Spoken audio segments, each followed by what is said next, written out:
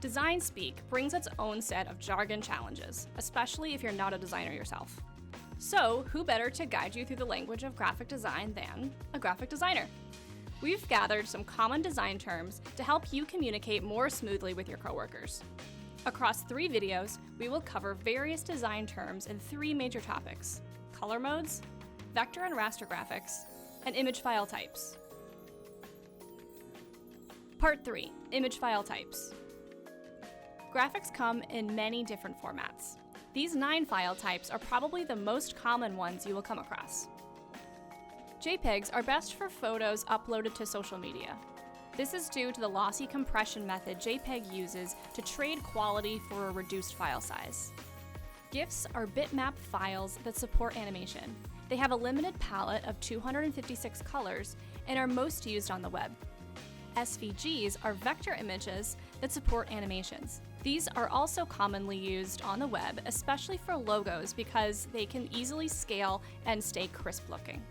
EPSs are vector files that are close to self-contained and can easily be placed into other documents. These are good files for logos, graphics, and event signage. PNGs are raster files with compressed data. These work well with a transparent background and for social media. In this case, AI stands for Adobe Illustrator.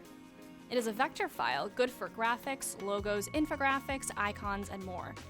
You can export a variety of other files from this native file, including EPS and SVG.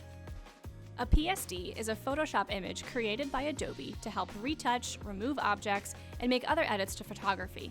You can export other files like JPEG and PNG. Adobe InDesign uses INDD files to design layouts. You can also export interactive PDFs that can make a long document a little more exciting.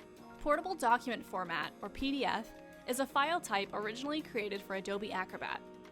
It allows you to digitally display documents, prepare forms, pre-press check, and even mark changes. We use this for our client proofs because it's an easy way to share layouts with clients and receive feedback. There are more file types we could discuss, but now that you've learned a little about different file types, you'll be able to more clearly communicate what you need.